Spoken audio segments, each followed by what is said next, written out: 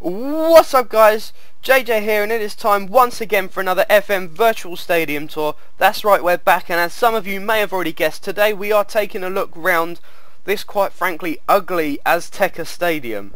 I'm sorry, I don't want to offend people, but this is really quite offensive to my eyes at the moment. This is the Azteca. It's the home stadium of Club América in Mexico. I'm probably pronouncing that wrong as well.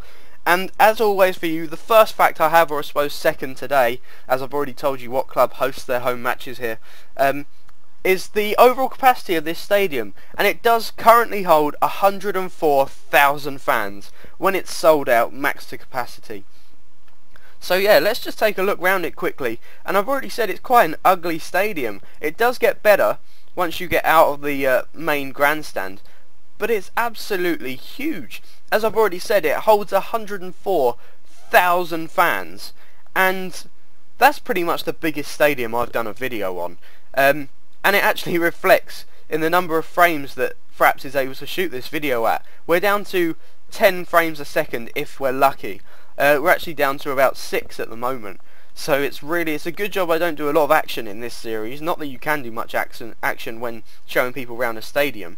But anyway, so I suppose I'd better get you into some of the history of this stadium. So let's start with it was built in the 1960s for two main reasons. Firstly, to accommodate the growing popularity of football both in Mexico and among Club América or América. I don't know how you would pronounce that. There is a little asterisk above the E. Please in the comments, if you know how to pronounce it, please tell me, because I am a stupid Englishman who can't pronounce foreign words properly. Way to play up the stereotype, JJ. Anyway, it was built in the 1960s for two reasons. Number one, growing popularity of football. Number two, Mexico had been awarded the 1970 World Cup to host. They needed a flagship stadium. Why not make it in Mexico City? Which is of course where this one is. The stadium for this rebuild was designed by Pedro Ramirez Vázquez. And he actually went over to Europe for about 2 or 3 months to study all of the big stadiums here in Europe, because he wanted to get it right. He wanted the right feel and he wanted the right atmosphere when the World Cup games were played in this stadium. And it worked. It's an absolutely huge stadium. It hosted several matches during the 1970 World Cup. In fact, it hosted 10 matches during the 1970 World Cup. It hosted both the semi-final and the final between Brazil and Italy. But it gets better than that, because this stadium, the Azteca, is the only stadium in world football to have hosted 2 World Cup finals. That achievement obviously is going to be matched when the World Cup comes to Brazil in 2014, because I believe the Maracanã has been awarded the final for that one. So it will be up there with the Azteca as hosting 2 World Cup finals. But anyway, the other World Cup it hosted matches for was the, if I can see it, is the 1986 World Cup. And during that tournament, it actually hosted one of the most formidable and unforgettable games in world football. Does anybody remember the match between England and Argentina? It was a quarter-final at the World Cup, and it's remembered for something that maybe highlights the football as being undermined, but that was of course the hand of God incident from the legend himself, Maradona.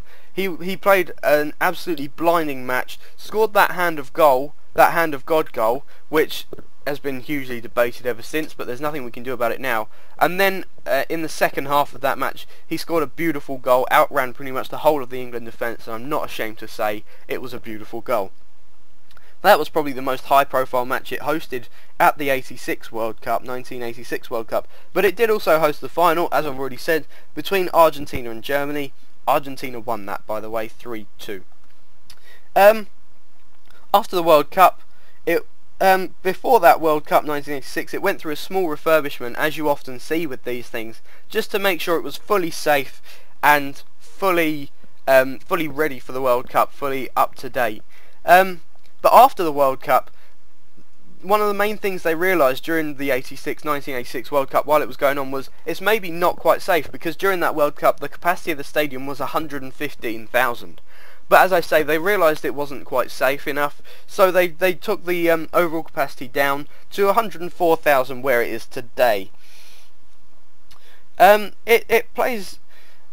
The only last thing there is really to say about it is that, as you would expect with a stadium this size, it is the main stadium for the country. It's the flagship Mexico Stadium, which means that the Mexico football team plays all of their games there, as well as Club America.